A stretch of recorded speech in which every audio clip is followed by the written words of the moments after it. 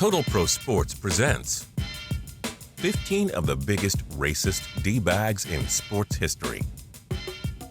Remember way back when Richie Incognito allegedly left a racist voicemail for his teammate in which he called him a half N-word?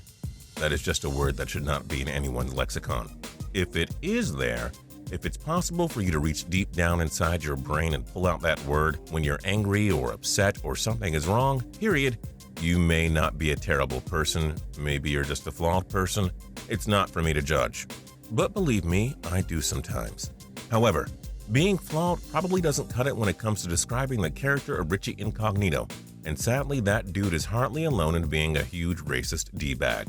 A fact to which today's list will testify. Now, before we get started, I would like to make one clarification. This is not a list of the most racist people in sports history. No, this is a list of some of the most notable racist D-bags in sports history. See the difference? Number 15, VOULA PAPACHRISTOU and MICHEL Morganella. We kick off our list with two people who just don't understand what the whole Olympic spirit thing is all about. And we know this about them because they express their racially intolerant views on Twitter. VOULA, of course, was the Greek track and field athlete who got kicked off of the Greek team for making a racist tweet about the number of Africans living in her country. Morganella, meanwhile, is the Swiss soccer player who got kicked off the team for tweeting that all South Koreans were mentally retarded.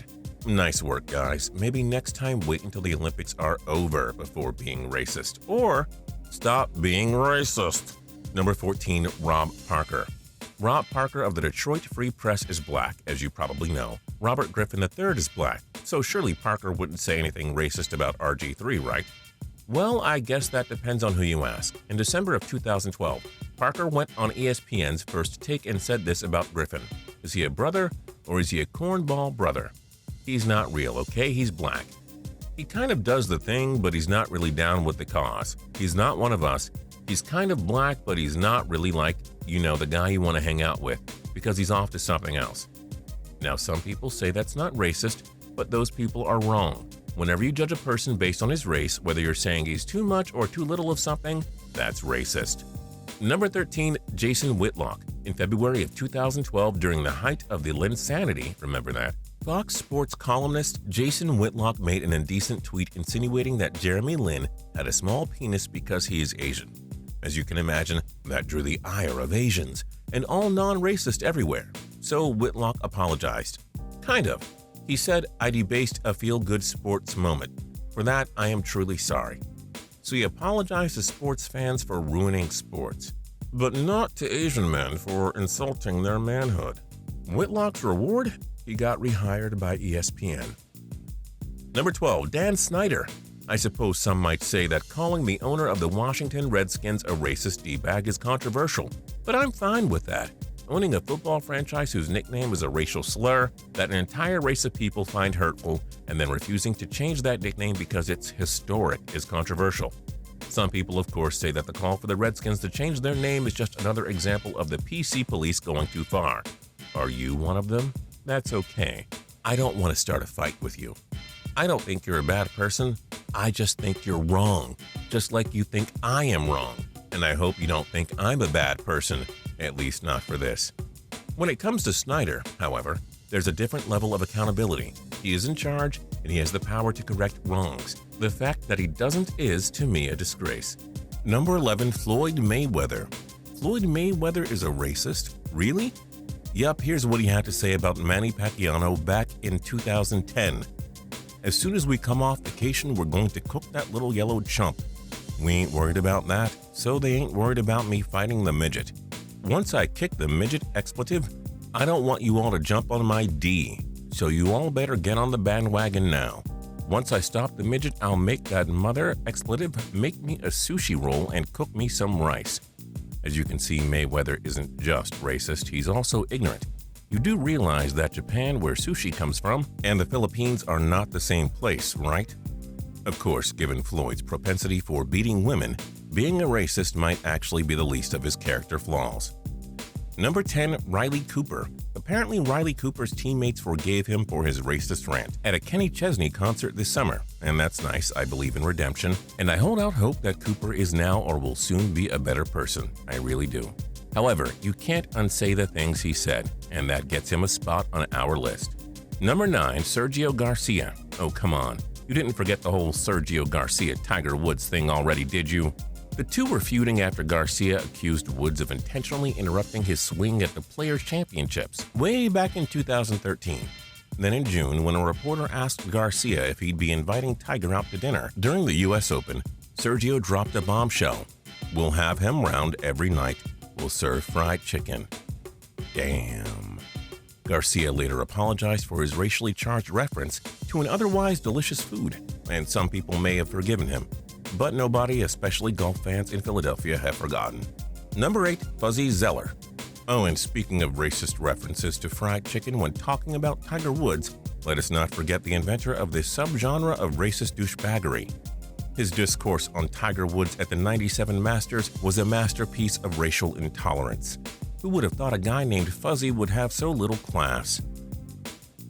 Quite well. Pretty impressive. Little boy's driving it well, he's putting well, he's doing everything it takes to win. So you know what you guys do when he gets in here? Pat him on the back, say congratulations, enjoy it, and tell him not to serve fried chicken next year. Got it. All right. Or collard greens, or whatever the hell they serve. Number 7, the Columbia University football team. Sadly, this vile case of racism and homophobia probably escaped your attention. Back in May of 2013, the student radio station at Columbia University, WKCR, went on Twitter and captured an entire smorgasbord of offensive tweets from members of the Columbia Lions football team. Then they created an entire gallery of these images on Imager and alerted the world to its existence. Again, this is Columbia. These kids are supposed to be smart.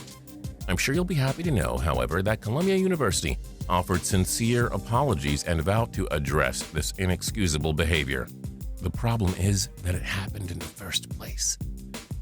Number 6, Marge SCHOTT. There are so many examples of the late former owner of the Cincinnati Reds being racist that it's kind of hard to choose just one as an example, so I'll choose several. There was the time she called Eric Davis and Dave Parker her $1 million N-words. Then there was the time a Reds employee overheard her say, "Sneaky goddamn Jews are all alike." And, there was the time she said, Adolf Hitler wasn't that bad. That Marge SCHOTT. She was a character, wasn't she? Number 5, Paolo Berlusconi. What? The younger brother of Italy's controversial former prime minister? This guy who looks like Al Pacino in The Devil's Advocate? That's shocking, said no one. Anyways, yes, Silvio's little brother, Paolo, is the vice president of AC Milan. And when the club purchased the contract of one, Mario Balotelli, he referred to the striker as the family's little N-word. Seriously. And then he defended himself, saying he meant it affectionately. Oh. Number 4, John Rocker. When he was playing with the Braves, Rocker offended just about every minority group plus the entire city of New York by going on a racist rant about kids with purple hair, gays, single mothers, and foreigners in a Sports Illustrated interview. Then a few years later with the Cleveland Indians, he showed he was still all class when he referred to one of his teammates as a fat monkey. That teammate was black. Number 3, Jimmy the Greek. Legendary sports commentator and Las Vegas bookmaker Jimmy the Greek Snyder spent 12 years talking football on a CBS Sunday morning show, The NFL Today. That sting ended abruptly, however, when Jimmy made the unwise decision to expound on his views as to why black athletes were superior to white athletes. He said, "The black is a better athlete to begin with because he's been bred to be that way, because of his high thighs and big thighs that goes up into his back, and they can jump higher and run faster because of their bigger thighs. And he's bred to be the better athlete because this goes back all the way to the Civil War, when during the black slave trade, the slave owners would breed his big black to his big woman so that he could have a big black kid." No, really, kids. This guy actually said that on television. Number 2, Enos Slaughter and Ben Chapman.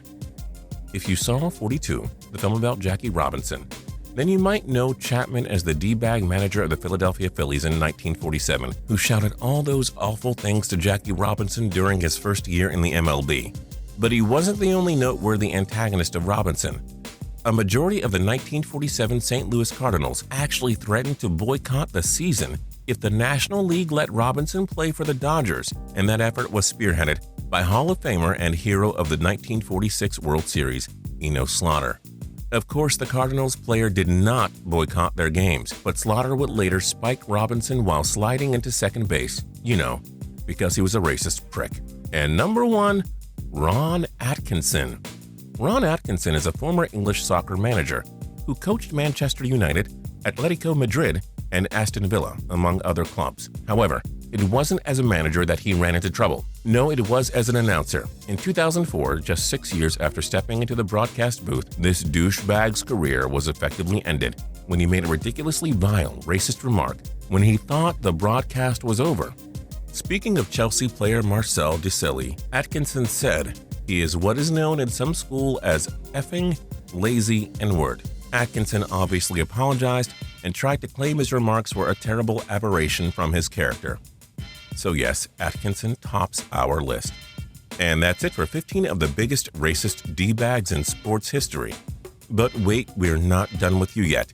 In the comments below, we want to know who you think should top this list. And for more cool videos, click subscribe.